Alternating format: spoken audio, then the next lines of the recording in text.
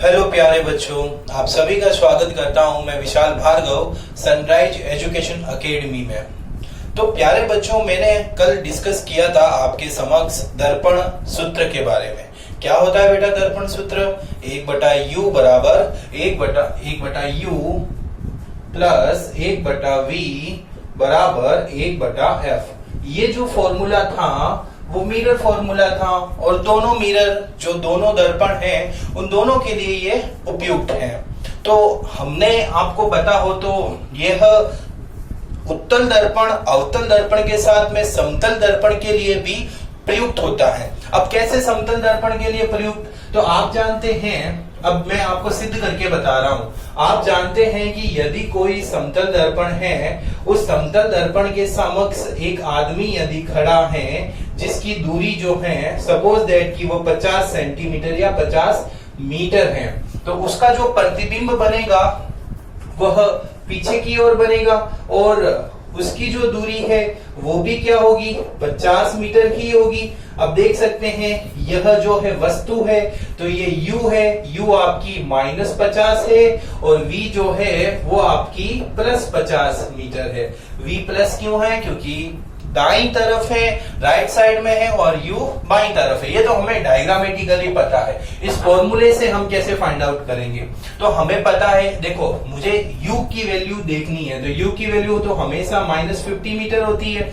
अब बात करते हैं f की, तो f जो होता है वो इंफिनिटी होता है। मैंने आपको लिखवाया भी था कि समतल दर्पण के लिए फोकस दूरी का मान या वक्रता त्रिज्या का मान कितना होता है बेटा?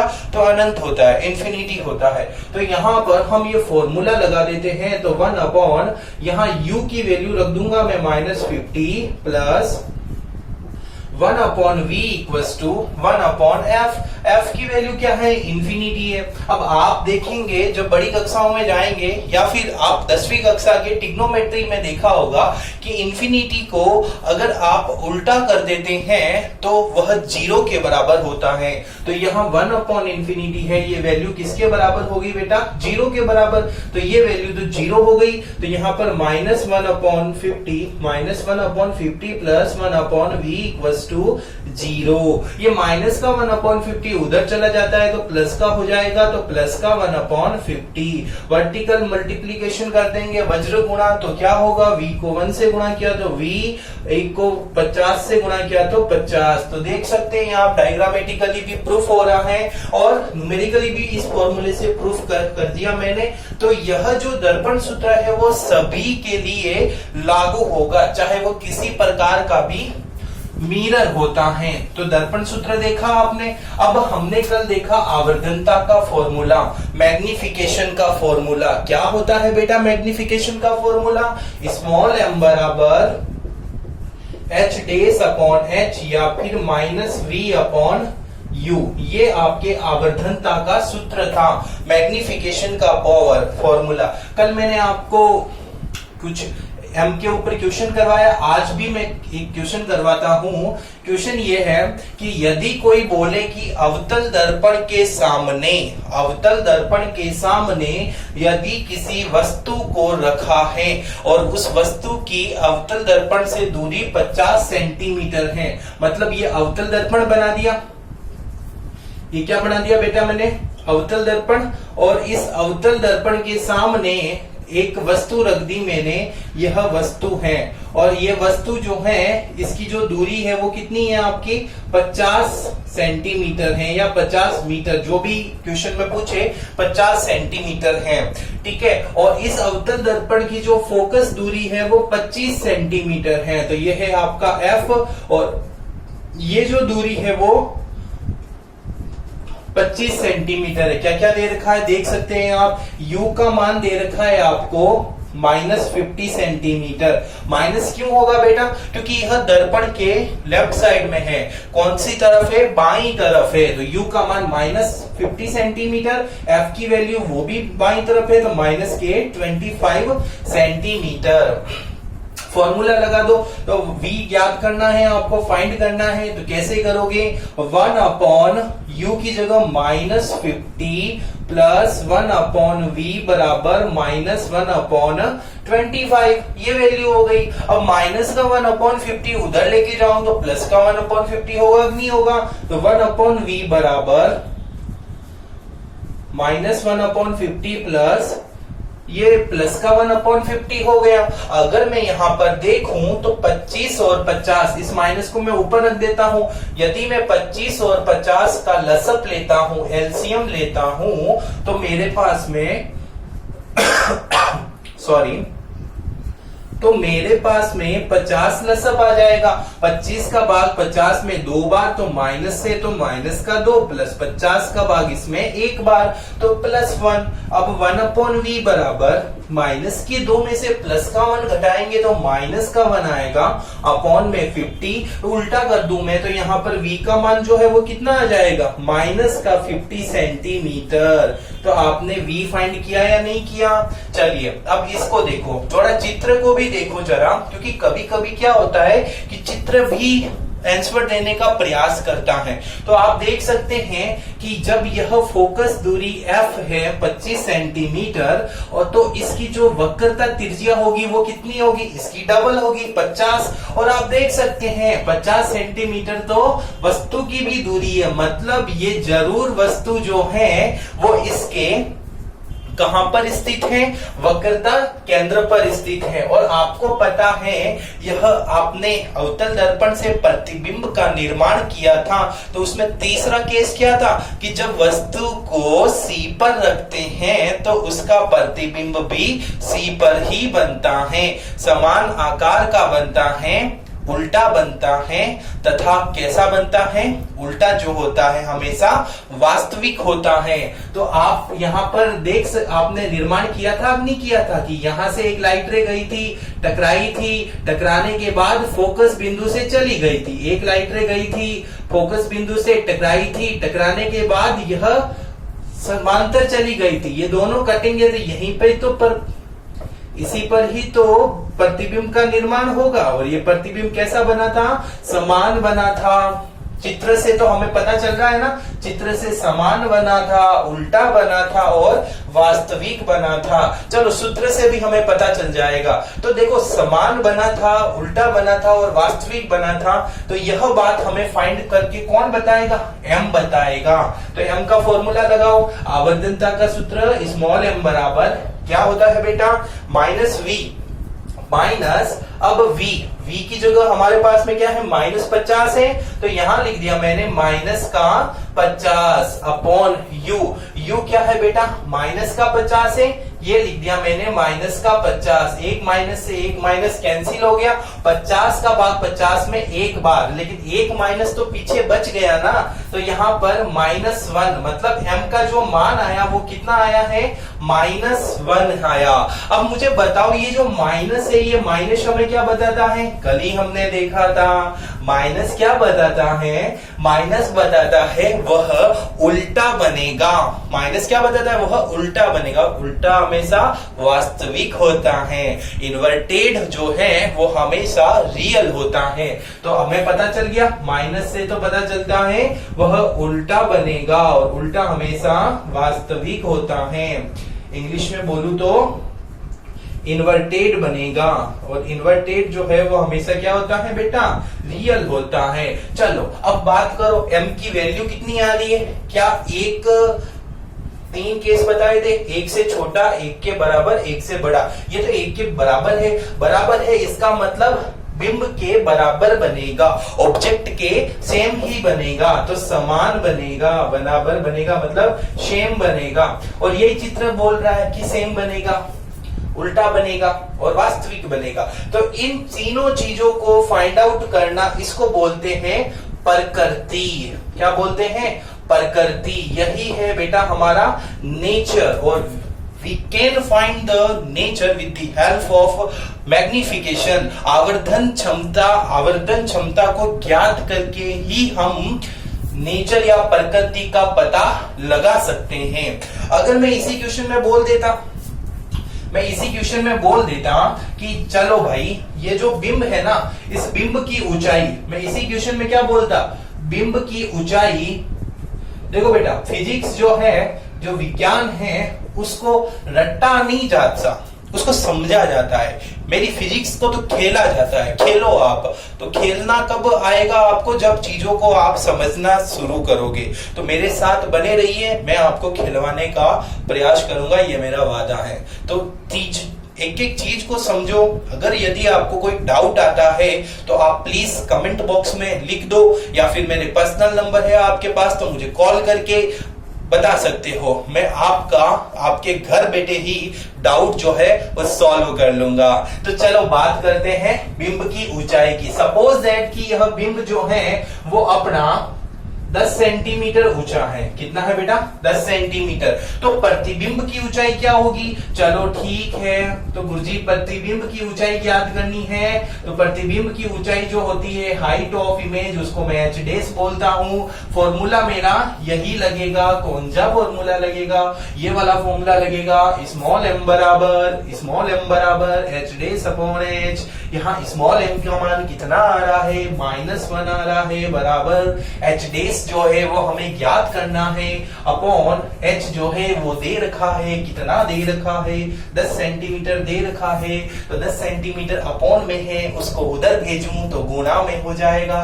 तो h डैश का मान कितना आ जाएगा? 10 को -1 से गुणा किया तो माइनस का 10 सेंटीमीटर आ गया।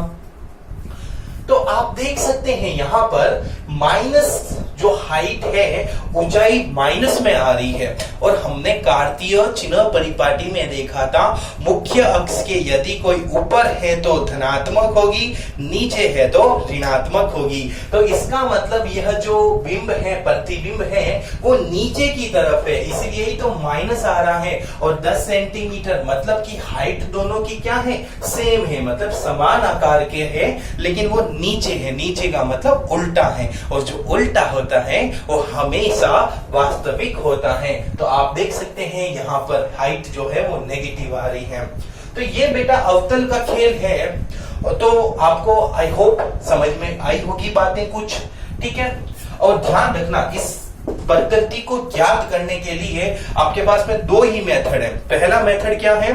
चित्र से पता लगाओ। दूसरा मेथड है m का मान ज्ञात करो। और जब आप ये इतनी माताफोड़ी करते हैं, दर्पण सूत्र पूरा याद है आपको, डेरिवेशन आता है, तो आपको ये m का भी मान ज्ञात करना आना चाहिए। क्योंकि चित्र से लॉजिक नहीं बैठता, हर क्वेश्चन चित्र से सॉल्व नहीं होते हैं। ये तो मैंने स्पेशल क्वेश्चन बना दिया और चित्र से सॉल्व हो गया, लेकिन हर क्वेश्चन चित्र से सॉल्व नहीं होते हैं। तो आपके पास दोनों मेथड तैयार होने चाहिए, चित्र वाला भी मेथड तैयार होना चाहिए और ये वाला भी मेथड। लेकिन ज्यादातर ये वाला मेथड आपका अच्छा तैयार होना चाहिए, क्योंकि चित्र में तो वो 6 कंडीशन ही बनती है। अवतल दर्पण के लिए 6 कंडीशन डायरेक्ट पूछेगा। यदि कोई न्यूमेरिकल क्वेश्चन आएगा तो उसको न्यूमेरिकल वे में ही आपको सॉल्व करना पड़ेगा। हाँ, उसमें अगर डायग्राम बनाते हो आप तो ये आपकी स्मार्टनेस को रिप्रेजेंट करता है। जैसे क्लास में भांति भांति के बच्चे होते हैं ना, तो स्मार्ट बच्चे, जो इंटेलिजेंट बच्चे होते हैं, उनको मैं सलाह दूंगा कि आपको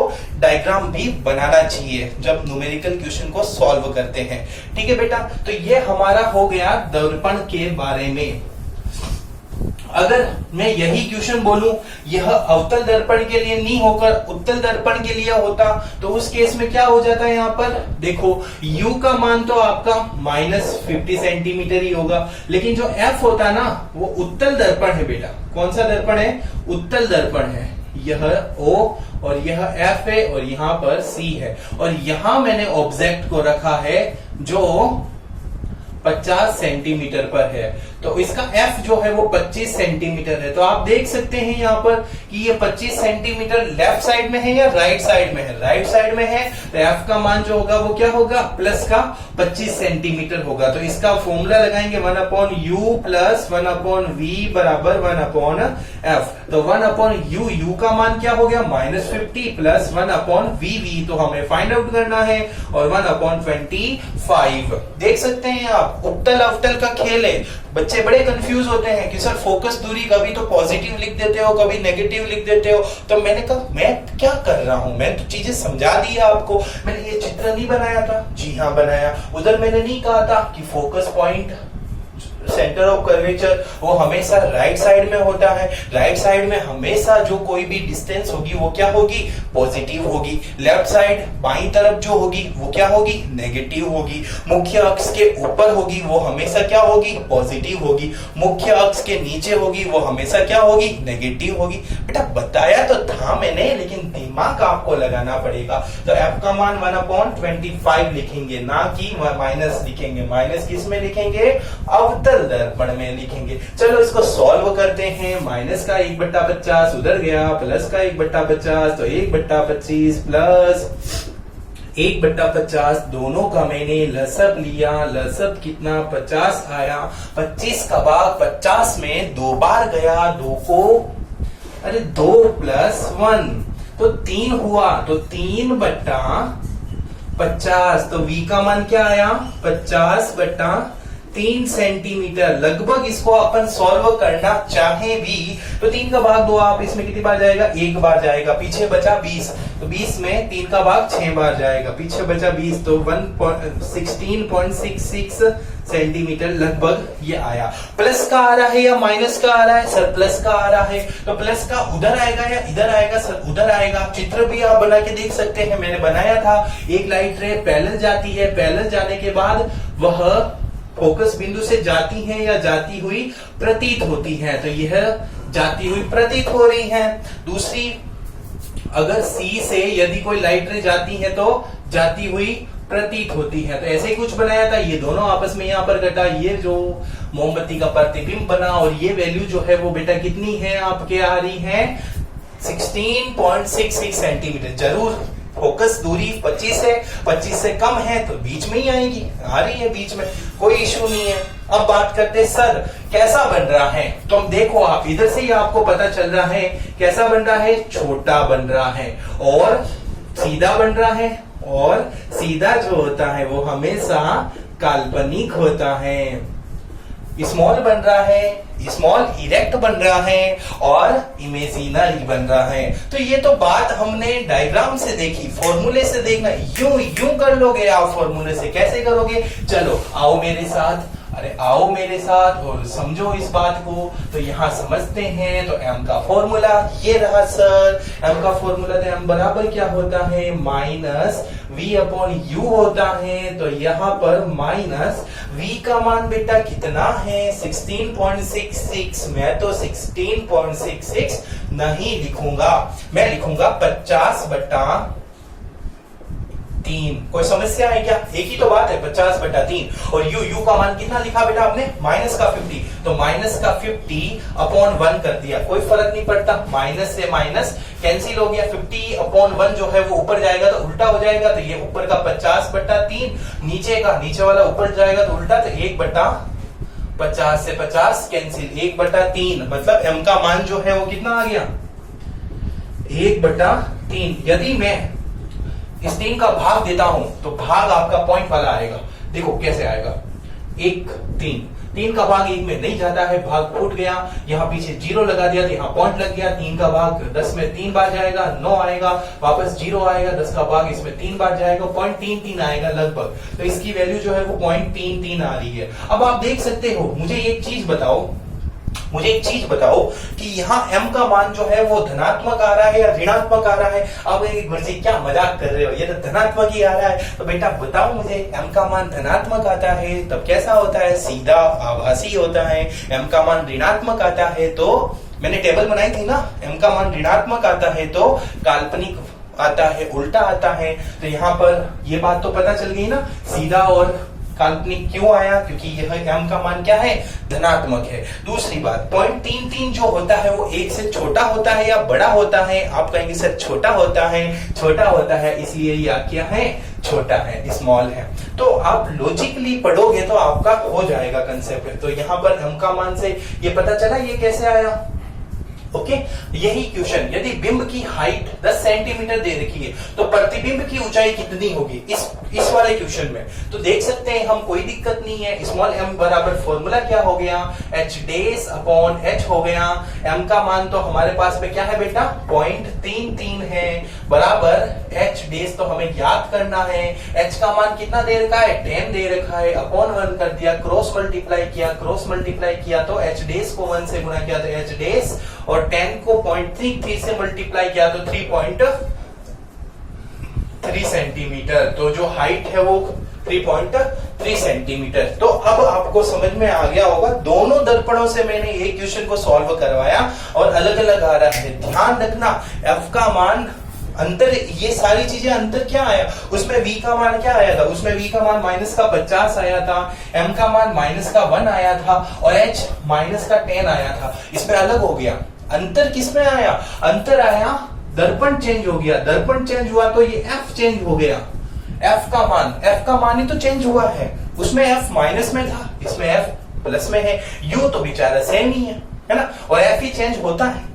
तो बात को समझने की कोशिश करो, आप ऐसी तुक्के मत लगाओ कि f का मान सर लगा दिया मैंने तो बस दर्पण, आप खुश हो जाते हो, अरे सर मैं तो सॉल्व करके आया। अरे बेटा सॉल्व करके आए तो हो, लेकिन वो f का मान आपने पॉजिटिव रखा या नेगेटिव रखा, क्योंकि u का मान तो सदैव नेगेटिव होगा। u का मान जो है वो सदैव नेगेटिव होगा, और f का मान जो होता है वो सदैव अवतल दर्पण के लिए तो नेगेटिव होगा, कॉन्केव मिरर के लिए नेगेटिव होगा, लेकिन उत्तल दर्पण कॉन्वेक्स मिरर के लिए हमेशा पॉजिटिव होगा। अब बात करते हैं v के मान की। तो v का मान जो है बेटा, ध्यान से सुनना, देखो v के मान में बड़ा कंट्रोवर्सी होती है। क्यों? क्योंकि v का अगर आपको सपोज दैट कि v से रिलेटेड क्वेश्चन पूछ लेगा, यदि आपको प्रतिबिंब की दूरी क्वेश्चन में दे रखा है तो 90% चांस बनते हैं कि वह हमेशा उत्तल दर्पण के लिए देगा। उत्तल दर्पण के लिए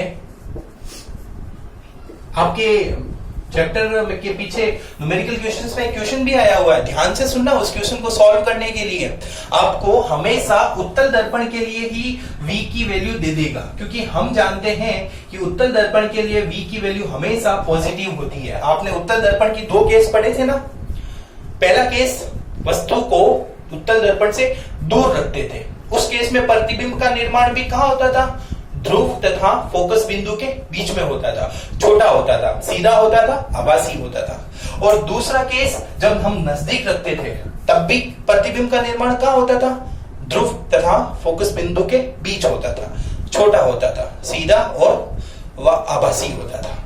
तो उत्तल दर्पण के लिए सदैव v का मान क्या होता है बेटा, पॉजिटिव होता है। तो सर अवतल दर्पण के लिए क्वेश्चन नहीं आता है, मैंने ऐसे नहीं कहा नहीं आता है, आ तो सकता है, लेकिन उसमें कंडीशन होती है। देखो यहां इस टाइप के क्वेश्चन अगर v दे रखा है तो ये 90% चांस है उत्तल दर्पण के लिए पूछेगा, और उत्तल दर्पण के लिए v का मान सदैव क्या होगा, पॉजिटिव होगा। उत्तल दर्पण के लिए u का मान सदैव क्या होगा, नेगेटिव होगा। उत्तल दर्पण के लिए f का मान सदैव क्या होगा, पॉजिटिव होगा। ध्यान रखना ये बात। अवतल दर्पण की बात करें, अवतल दर्पण इंग्लिश में इसको क्या बोलेंगे बेटा, कॉनकेव मिरर।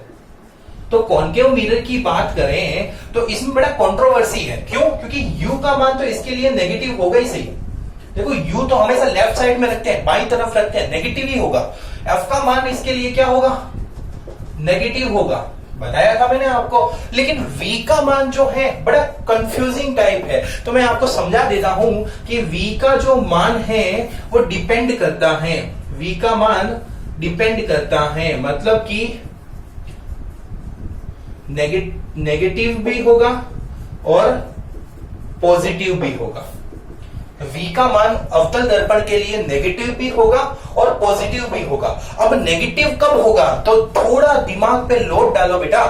आपको 1 से लगाकर 5 केस बताए थे मैंने, 1 से 5 केस थे आपको, इंफिनिटी और सी के बीच में, सी पर, सी और एफ के बीच में, और एफ पर। ये 5 केस है। इन 5 केसों में जो इमेज बन रही थी, प्रतिबिंब, वह नीचे की तरफ बन रही थी, उल्टी बन रही थी, वास्तविक बन रही थी, और इस साइड में, लेफ्ट साइड में ही बन रही थी।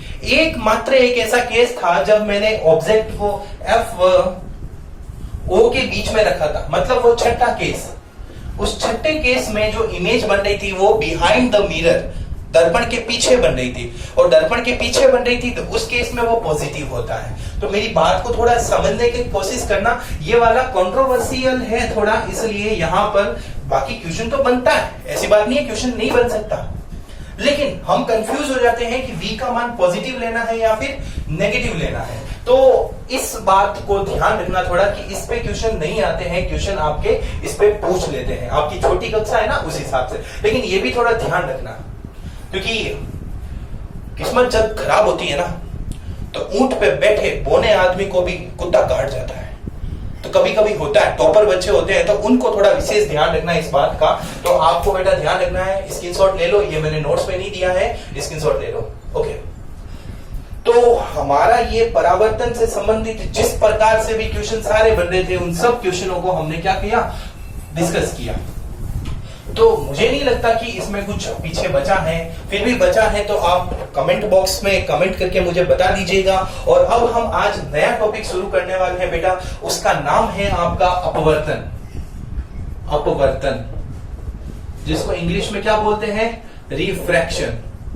इंग्लिश मीडियम वाले बच्चों कंफ्यूज मत होना, वो रिफ्लेक्शन था, देखो रिफ्लेक्शन और ये रिफ्रैक्शन दोनों अंतर है बेटा।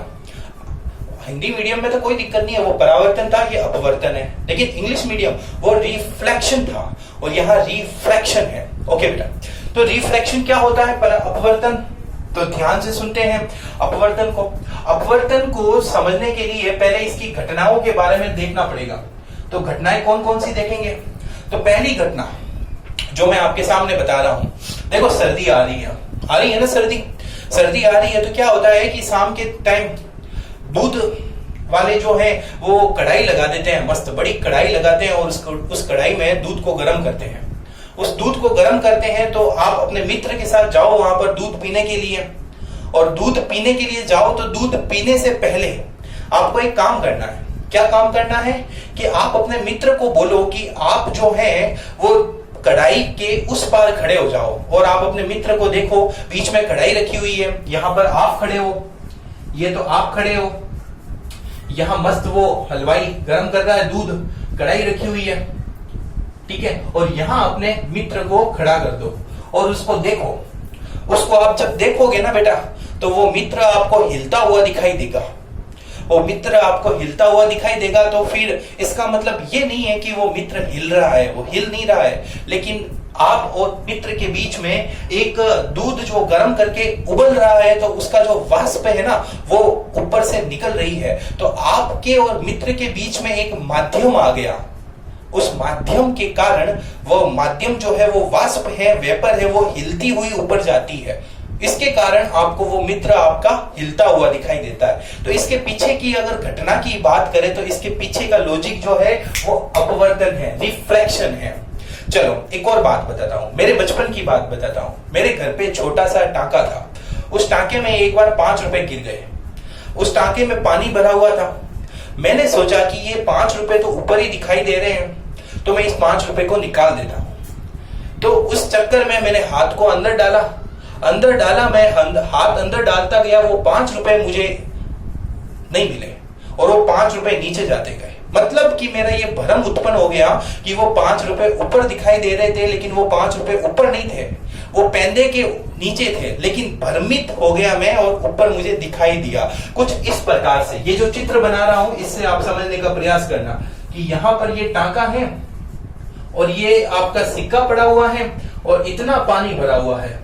तो आप यदि यहां से देखोगे तो यह सिक्के से जो प्रकाश की किरण ऐसे जा रही हैं तो वह सीधी नहीं जाकर वह मुड़ जाती है।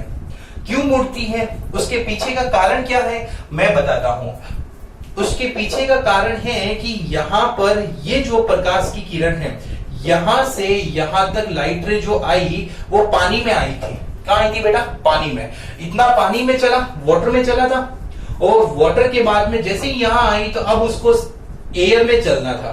तो एयर में चलना था तो इसके कारण वह अपनी डायरेक्शन जो है वो चेंज कर लेती है। तो डायरेक्शन चेंज करती है, वो कुछ ऐसे चलती है। और यहीं पर मैं देख रहा था, ये मेरी आंख है और मैं उसको देख रहा था। तो मुझे कैसे लग रहा था कि वह जो सिक्का है वह ऊपर उठा हुआ है। देख सकते हैं आप, चित्र से समझ में आ रहा है कि मुझे भ्रम हो गया कि वह सिक्का जो है वो ऊपर उठा हुआ है, और मैंने हाथ डाला, सिक्का मिला नहीं और मैं धड़ाम से नीचे गिर गया। कहाँ गिर गया? टाके के अंदर। छोटा ही था, बड़ा होता तो दिक्कत हो जाती। तो यह जो फिनोमिनन है, यह घटना है, यह घटना भी आपके किसके ऊपर आधारित है?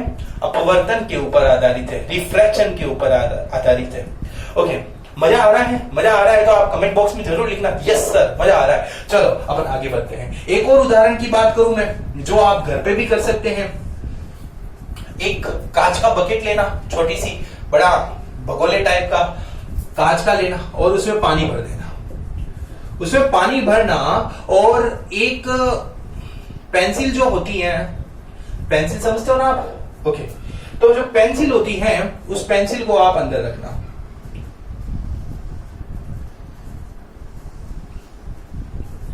ये पेंसिल रख दी अंदर, ठीक है, नटराज की पेंसिल है और इसको आपने अंदर रख दी। तो इस पेंसिल से आपके पास में एक ये लाइट रे आ रही है, पेंसिल के सिरे से लाइट रे आ रही है। अभी तो पानी में आ रही है, तो अगर ऊपर पानी होता इस पॉइंट से तो वो सीधी जाती, लेकिन वह सीधी नहीं जाएगी क्योंकि पानी तो यहां तक ही था, यहीं तक पानी था ना। अब कौन आ गया? हवा आ गई। पानी नहीं होकर अब कौन है बेटा? हवा है। मतलब माध्यम चेंज हो रहा है। अब मैं नया वर्ड्स यूज कर रहा हूं, माध्यम परिवर्तित हो रहा है। यहां पानी माध्यम था, मीडियम वाटर था, यहां पर मीडियम एयर है। तो एयर से वाटर से एयर में गया, मतलब मीडियम चेंज हो गया। मीडियम चेंज होने के कारण जो लाइट रे की जो ओरिजिनल डायरेक्शन थी वो ओरिजिनल डायरेक्शन से डिफ्लेक्ट हो गई। मतलब प्रकाश की किरण अपनी वास्तविक दिशा से विचलित हो गई। कब हुई विचलित? जब वह एक माध्यम से दूसरे माध्यम में प्रवेश करती हैं। तो जब एक माध्यम से दूसरे माध्यम में प्रवेश करती हैं तो प्रकाश की किरण अपनी वास्तविक स्थिति से विचलित हो जाती है।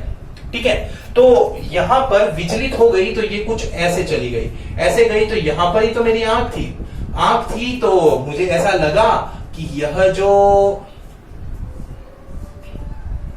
यहां पर ये लाइट रे अगर मैं ऐसे आगे बढ़ाऊंगा तो मुझे ऐसे ही लगेगा ना कि भाई ये तो यहां पर बनी हुई है, तो यहां ये पेंसिल मुझे ऐसे दिखेगी यहां पर। तो मैं कहूंगा अरे यार ये क्या बात है, यहां से तो कोई विचलित होगा नहीं ना, क्योंकि ये तो भाई देखो हवा है, हवा में मेरी आंख है, आंख थोड़ी पानी में है, आंख तो हवा में ही है।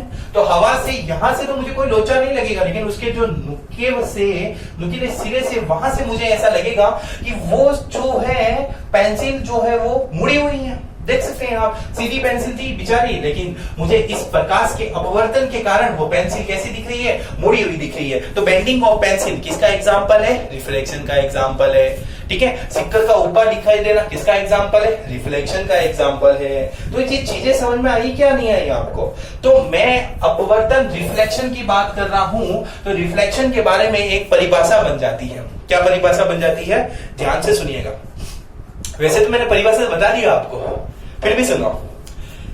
प्रकाश की वह घटना जिसमें प्रकाश की किरण एक माध्यम से दूसरे माध्यम में प्रवेश करती है, तब वह अपने वास्तविक पथ से विचलित हो जाती है।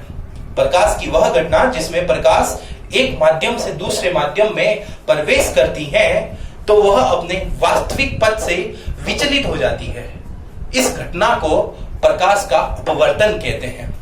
बेटा बताओ समझ में आई या नहीं आई?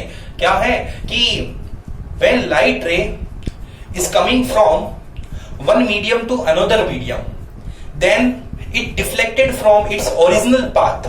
एक मीडियम से दूसरे मीडियम में जाती हैं, एंटर करती हैं, then it डिफ्लेक्ट हो जाती है। Its original path is known as refraction. This phenomenon is known as reflection. तो आइए डेफिनेशन बन गई बेटा। क्या बनी? कि प्रकाश की यह घटना जिसमें एक माध्यम से दूसरे माध्यम में एंटर करती है, एक मीडियम से दूसरे मीडियम में लाइट रे एंटर करती है, तब क्या होता है?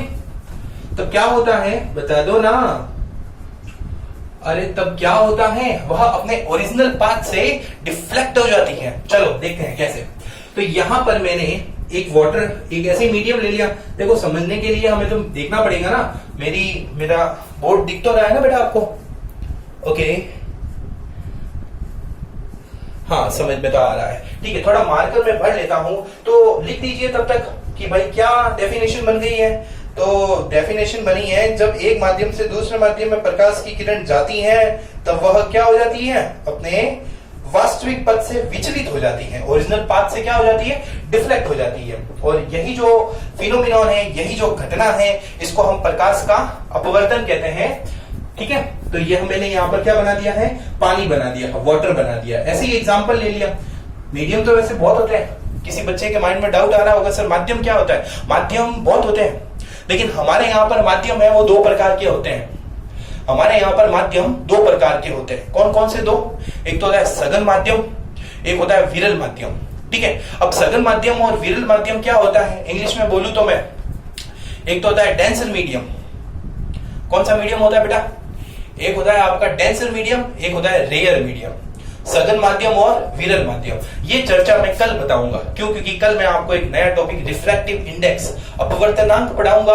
अपवर्तनांक आपको समझ में आएगा, उसके बाद ही वो सघन और विरल समझ में आएगा। तो आज आपको खाली डेफिनेशन बताऊंगा और इसके एग्जाम्पल बताए और इससे संबंधित दो नियम बताऊंगा। जो दो नियम आपने परावर्तन में पढ़े ना, वही दो नियम। तो देखो ध्यान से, ये मैंने पानी बना दिया, वाटर बना दिया, और यहां पर मैंने क्या बना दी बेटा, हवा बना दी, एयर।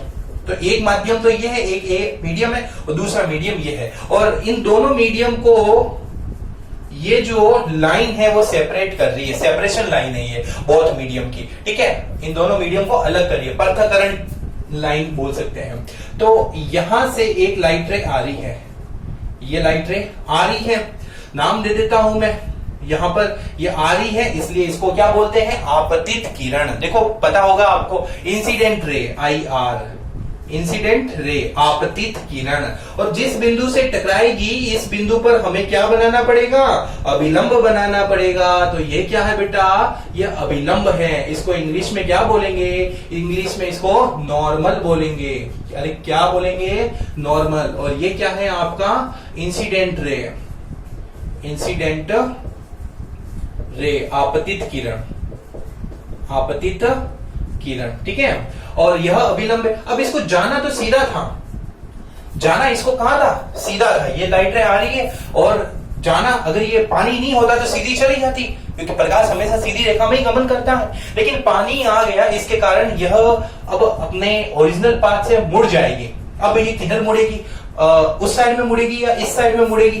तो मैं बेटा बना रहा हूं, हवा से पानी में जाती है तब वह नॉर्मल के नजदीक चली जाती है, मतलब ऐसे मुड़ जाएगी। अब इसके पीछे का कारण क्या है, तो वो भी कारण मैं बता देता हूं कि जब कोई प्रकाश की किरण विरल माध्यम से सघन माध्यम में जाती है तो वह अभिलंब के नजदीक चली जाती है, और उसका उल्टा, जब सघन से विरल में जाती है तो वो अभिलंब से दूर चली जाती है। तो मैं ये कल लॉजिक बता दूंगा आपको, टेंशन मत लो। तो यहां पर आपको ध्यान रखना है, यह किरण जो है वो कौन सी किरण है, परावर्तित या अपवर्तित, अपवर्तन हो रहा है तो कौन सी किरण होगी, अपवर्तित ही होगी ना। तो अपवर्तित किरण, इसको इंग्लिश में क्या बोलेंगे, रिफ्रैक्टेड। देखो रिफ्लेक्टेड नहीं है, ये रिफ्रैक्टेड, रिफ्रैक्टेड रे। और ये जो है वो एंगल I है आपका, और ये एंगल जो है वो एंगल क्या है, R। नॉर्म, अभिलंब तथा आपतित किरण के बीच में बनने वाला कोण क्या होता है, एंगल I, जिसको हम क्या बोलते हैं, आपतन कोण, एंगल ऑफ इंसिडेंस। और ये क्या है, एंगल ऑफ रिफ्रैक्शन, अपवर्तन कोण। ठीक है बेटा, तो यह आपका चित्र बन गया। ये चित्र आपको समझ में आया, लाइट रे आ रही थी, यहां से टकराई, टकराने के बाद माध्यम परिवर्तित हुआ तो अपने ओरिजिनल पाथ से वह विचलित हो जाएगी। और जब हवा से पानी में जाती है, इसका मतलब यह तो है विरल, रेयर, और यह है सघन, डेंसर। तो जब रेयर से डेंसर में जाती है, जब रेयर से डेंसर में जाती है तब वह नॉर्मल के नजदीक आ जाती है। तो यहां पर ये डायग्राम बन गया। चलो अब इसके कुछ नियम बता देता हूं मैं, लो बता रहा हूं नियम। पहला नियम क्या है, पहला नियम वही नियम है जो आपके परावर्तन का नियम था। क्या था बेटा पहला नियम, परावर्तन का नहीं, पहला नियम जो है वो यहां पर स्नेल का नियम। क्या है, स्नेल का नियम। ठीक है, अब स्नेल का नियम जो है वो क्या होता है, स्नेल्स लॉ। स्नेल्स लॉ क्या होता है? स्नेल्स लॉ होता है बेटा कि आपतन कोण तथा अपवर्तन कोण का जो अनुपात होता है, आपतन कोण तथा आपतन कोण की ज्या तथा अपवर्तन कोण की ज्या का जो अनुपात होता है वो हमेशा क्या होता है? नियत होता है, कांस्टेंट होता है। क्या बोला मैंने? आपतन कोण की ज्या तथा अपवर्तन कोण की ज्या। अब ये ज्या क्या होता है? ज्या का मतलब होता है साइन थीटा। तो sine of incident angle upon sine of refraction angle is equal to constant. और दोनों का जो रेशियो होता है वो कांस्टेंट के बराबर होता है, और यही कांस्टेंट जो है वो रिफ्रैक्टिव इंडेक्स कहलाता है। रिफ्रैक्टिव इंडेक्स मतलब अपवर्तनांक गुणांक।